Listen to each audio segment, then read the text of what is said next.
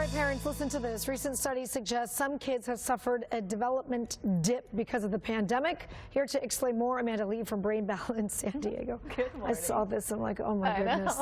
I like see it, and I see it happening with my own kids. Yeah, I was going to ask that, yeah. No matter how hard the parents tried during this time, I mean, this was a big change for them. It was, yeah. A lot of researchers are alarmed right now because they're just seeing such a delay in so many milestones for babies and young kids and teenagers and even adults. Yeah, for everybody. What is a development dip? Yeah, so they're seeing a lot of delays, particularly in fine and gross motor skills as well as communication skills. And what that looks like is a delay in crawling and walking and socializing and just speech in general. And that's really important because that's going to affect you later on, right, when you get into school and how you regulate your body, how you learn, how you focus. I could see the socializing part, right? Mm-hmm. I mean, I had my 10-year-old say, Mommy, I feel like I just didn't get a chance to talk to my friends, and I forgot how to talk to my friends. Your kiddo was right. It's true. I mean, I was at a networking event yesterday, and it was the first one in that group I haven't seen in over 2 years. Yeah. And same thing. I'm like, okay, what do I say again? Yeah. How do I engage properly? But what about those fine motor skills? Why did we get those developmental dips during this time? So it's interesting. We, in general, think, scientists think that there's these developmental dips like fine motor skills and gross motor skills because there's just less engagement. There's less opportunity to be stimulated, engaged with, and to play and explore like they normally would. How do you know that your child has had some type of dip? Well, a lot of people don't even before the pandemic. So I know something at Brain Balance, we've heard a lot of challenges with kiddos with developmental delays. Again, even before the pandemic. However, they don't really know that what they see is that, hey, my kid's not really walking when they're supposed to, or even crawling properly when they're in school.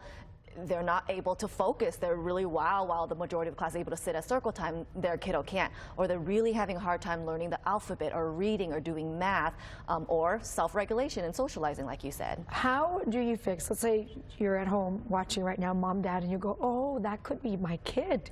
What do you do?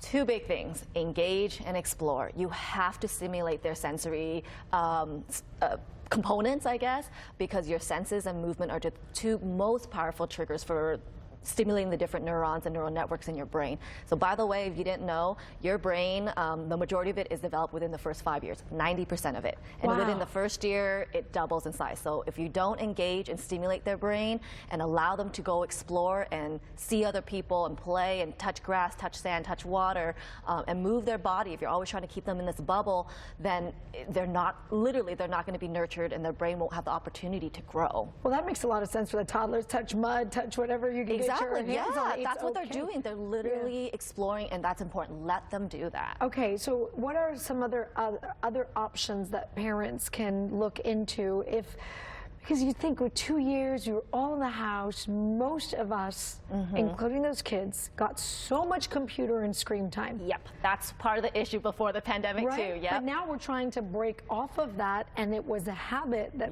it's almost hard to break now. Yeah, I mean, take the lead from the adults, right? We always talk about that. If you can reduce your stress and anxiety, they'll reduce their stress and anxiety. And changing these lifestyles, eating healthy, getting outside, exploring, go to your local trails, right? You don't have to go very far. And just have intentional family time. Playing board games is really great to develop those different problem solving and teamwork skills as well, fine motor skills especially for some games. That's important. I love it when my children come to me and tell me, I'm bored, Mom. We've talked about this, yeah. I love that because I tell them, okay, good. And then it gives them a moment. Absolutely. Right? Creativity and imagination is key, especially at that early childhood age.